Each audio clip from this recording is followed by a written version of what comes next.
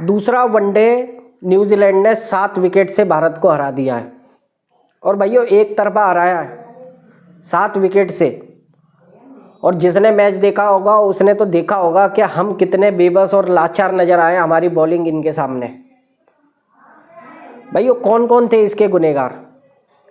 और भाइयों सबसे बड़ा आपसे एक सवाल पूछता हूं मैं, क्या मोहम्मद शमी, जसप्रीत बुमराह या जो चैंपियन ट्रॉफी में हमारी जो बॉलिंग लाइनअप थी उसके सामने ये वाली जो बॉलिंग लाइनअप है, जो आज की प्रसिद्ध कृष्णा कह लो, हर्षित राणा कह लो आप, चाहे उसमें रविंद्र जडेजा कह लो आप, ये बॉलिंग लाइनअप आपको लगती है ये 350 का भी टारगेट अगर होता तो यार 325 की तो बात ही अलग आ गई ना।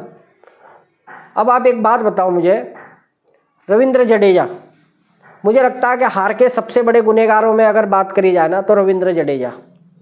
भाइयों कितने सीनियर खिलाड़ी हैं, कितने सालों से क्रिकेट खेल रहे हैं। आपको पता है आखिरी 50 रविंद्र जडेजा का कब आया था? वो 2020 था जब आखिरी 50 रविंद्र जडेजा का आया था। अब आप मुझे बताओ रविंद्र जडेजा को हम क्यों खिलाते हैं?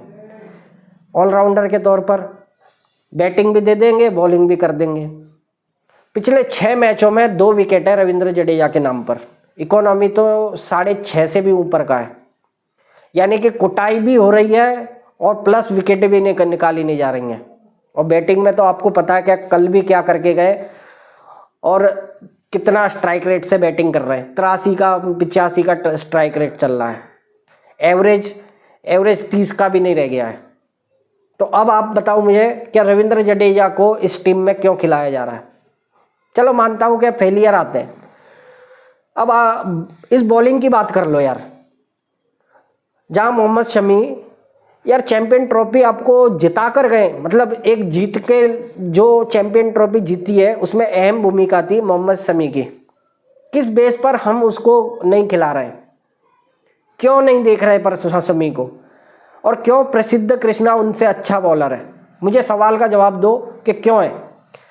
यार शमी डोमेस्टिक खेल खेलकर बता रहे 30 ओवर एक दिन में बॉलिंग करके बता रहे 30 ओवर फेंक रहे हैं और अपनी फिटनेस को बता रहा है कि मैं इतना कर सकता हूँ। यहाँ पर ये कहते हैं कि ये शमी 10 ओवर नहीं कर पाएंगे, उनकी फिटनेस नहीं है।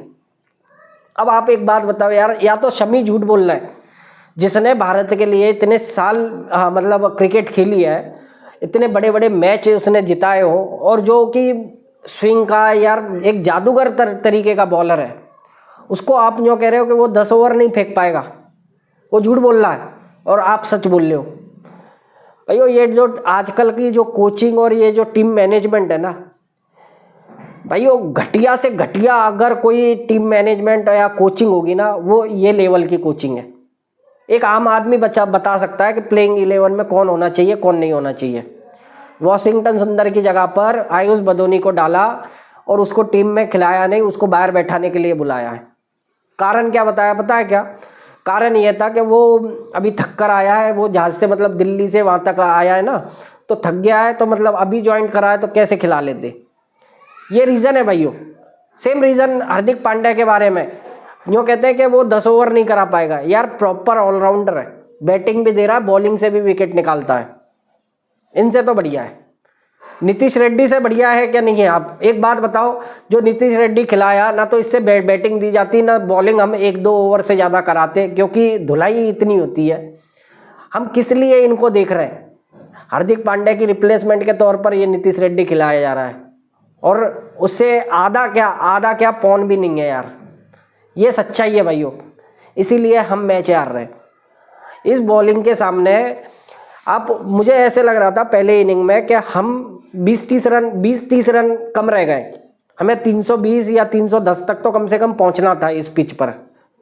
लेकिन जब न्यूजीलैंड की बैटिंग देखी या फिर हमारे बॉलरों की बॉलिंग देखी तो लगता है कि भाइयों 350 भी होता ना तो भी ये न्यूजीलैंड के लिए कम था। इस बॉलिंग में वो दमदारी है ही नहीं, ना कोई वेरिएशन, ना ये कुछ यॉर्कर कर सकते, ना स्विंग करा सकते, ना ये बस एक शॉर्ट पिच गेंदबाजी कर सकते हैं ये, या फिर इनके पास एक स्लोअर वन का ऑप्शन है जिसको बैट्समैन बना कर शॉट मारते हैं। जहां गैप दिखेगा वहां पर ये आराम से शॉट खेल लेते हैं। ऐसी बॉलिंग के खिलाफ इतनी भी स्किल नहीं है भाइयों। और इनको किस बेस पर मतलब हम यहाँ पर लेके आए, ये नहीं समझ में आता भाई। रियलिटी यही है कि वो साउथ अफ्रीका भी यहाँ से हमें हराने के बिल्कुल कगार पर थी। हम शायद हो सकता था कि वो सीरीज भी हार जाते, सारे मैच काटे के हुए हैं। और यहाँ पर भी जो पहला मैच ले लो या ये वाला मैच ले लो, एक तरफा दिखा है कि न्यूजीलैंड वही न्यूजीलैंड है जो पिछली बार हमें हरा के गई थी। हम तो यार अपने घर पर हार रहे हैं और हम बॉलिंग के नाम पर ये एक्सपेरिमेंट कर रहे हैं। अब आप खुद बताओ, प्रसिद्ध कृष्णा मोहम्मद शमी से अच्छा बॉलर है क्या? नहीं है। या फिर जो अर्शदीप सिंह हमने बाहर बैठा रखा है, क्या प्रसिद्ध कृष्णा से पहले उसकी खेलने की जगह बनती है कि नहीं बनती है? यार रविंद्र जडेजा ना तो बैटिंग में ही कुछ हो पा रहा, ना 6 मैच हो गए 2-2 विकेट भी नहीं ले पाए। रविंद्र जडेजा की जगह बन रही है। अक्षर पटेल जैसा प्लेयर बाहर बैठा है, क्योंकि दोनों सेम लेवल के बॉलर हैं, वो भी स्पिनर है वो भी लेफ्ट हैंडर है, तो हम एक ही को खिला रहे हैं। यह है भाई सच्चाई। और एक और सच्चाई आपको एक बात बताऊं, हर्षित राणा की गेंद पर जो केएल राहुल ने जो कैच छोड़ा, भले ही वो दूसरे बॉल पर विकेट आ गई, मेरा कहने का मतलब यह है कि हम कीपरिंग में भी एडजस्ट कर रहे हैं अभी भी। जो केएल राहुल के पास जो बॉल गया था, यार केएल राहुल में वो कीपरिंग वाला दमदारी लगती है। एक प्रॉपर कीपर और केएल राहुल में अंतर लगता है कि नहीं लगता है? जब भी कोई स्टंपिंग का मौका आता है या जब भी कोई ऐसा कैच आता है, कईयों कैच आप चैंपियन ट्रॉफी से अब तक ले लो, केएल राहुल ऐसे बड़े अहम मौके पर जहाँ कट वगैरह लगा वो कैच ड्रॉप हुआ, प्रॉपर कीपरिंग नहीं लगती है। अब केएल राहुल हमें यूँ चाहिए क्योंकि केएल राहुल रन बना देते हैं और कीपरिंग में ऋषभ पंत वगैरह बना नहीं पा रहे। लेकिन यार एक प्रॉपर कीपर भी आपको मैच जिताता है। हम एमएस धोनी के प्राइम एग्जांपल से ले सकते हो कि अब एमएस धोनी जब यहाँ पर पीछे कीपरिंग करते थे, बैट्समैनों की टांगें कांपती थी आगे बढ़ने के लिए, और यहाँ केएल राहुल से कोई डर नहीं है। उन्हें तो ये भी पता है कि एक आध कट भी लग जाएगा तो कैच नहीं लेगा। तो भाइयों अगर केएल राहुल का 50-100 टीम के लिए इम्पोर्टेंट है, तो केएल राहुल का एक सेट बैट्समैन का कैच छोड़ना भी बड़ा इम्पोर्टेंट है। फील्डिंग तो हमारी बहुत घटिया से घटिया लेवल की, उसकी तो बात ही मत करो। अगर ऐसी फील्डिंग रही तो फिर तो मैं ये बॉलिंग तो 350 कम पड़ते हैं, लेकिन अगर ऐसी फील्डिंग रही तो ये फील्डिंग हमें 400 भी पार करा सकती है। कोई भी टीम आराम से हमारे खिलाफ 400 भी चेस कर सकती है, इतनी घटिया लेवल की फील्डिंग है। लेकिन सुधार के नाम पर या ये टीम मैनेजमेंट को क्यों नहीं समझ में आता कि मतलब इस प्लेइंग 11 में कौन कौन होना चाहिए और कौन कौन नहीं होना चाहिए। जसप्रीत बुमराह यार 10 ओवर आराम से करा सकते हैं, हम क्यों नहीं खिलाते? अरे कितने साल और खेल लेंगे, ये बॉलर नहीं बनने वाले हैं। ये जो प्रसिद्ध कृष्णा है, हर्षित राणा को भी मुझे समझ में आता है, उसको तो चलो जगह बनती है, लेकिन प्रसिद्ध कृष्णा यार नहीं बन पा रहा, फिर भी आप क्यों खिला रहे हो? और फिर हमारे पास ऑप्शन नहीं हो तो समझ में आता है।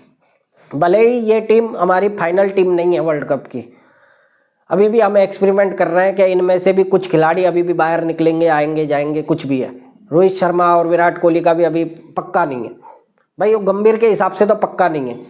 लेकिन कुल मिला के बात यही पर आती है, हम क्यों गलत टीम को खिलाते जा रहे हैं?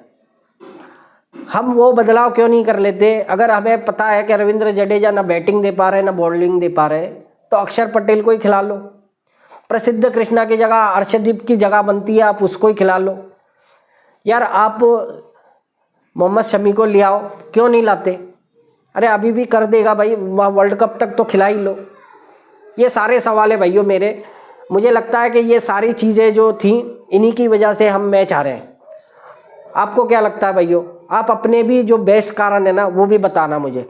मैं भाइयों ये आपको बेसिक कारण बताएं कि मुझे लगता है कि ये सारे जो कारण है ना, एक आम आदमी मैच देखता होगा ना उसको समझ में आता होगा कि भाई ये सारे जो कारण है ना ये मैच हराने के लिए काफ़ी हैं। हमारी फील्डिंग ले लो, आप हमारी कीपरिंग ले लो, चाहे हमारी बॉलिंग ले लो, बॉलिंग की तो बात ही मत करो यार। सामने वाली टीम, अगर हम मैच एक ही हालत पर जीत रहे हैं, या तो हम सेकंड बैटिंग लेते हैं क्योंकि हमें पता होता है कितने चेस करने हैं, फिर वो 350 325 भी होगा, हमारे पास बैटिंग इतनी है कि कर देगी। लेकिन अगर हम 350 भी बोर्ड पे लगा देते हैं पहले बैटिंग करते हुए, तो हमारा फिर कॉन्फिडेंस नहीं है कि हमारी बॉलिंग 350 को बचा लेगी। लगता ही नहीं है। फिर इनसे जब इनकी धुलाई और कुटाई होती है तो इन पे ना लाइन लेंथ रहती है, ना इन पे स्लोअर वन ढंग से मारी जाती है, ना बाउंसर रहती है, ना यॉर्कर रहती है। यॉर्कर फुल टॉस बन जाते हैं, बाउंसर वाइड बन जाती हैं, और वाइड लाइन यॉर्कर जो है वो वाइड ही बन जाती है। 7-7 8-8 वाइड एक साथ फेंक देते हैं। डरते हैं, पता नहीं ये किस बात का डर है, लेकिन डरते हैं। तो ये बॉलिंग मुझे वो वाली बॉलिंग तो नहीं लगती है। बाकी आपकी राय जो भी है कमेंट करके बताना। वीडियो अच्छी लगे तो लाइक करना, चैनल पे नए आए हो तो सब्सक्राइब करना भाइयों। जय हिंद भाई।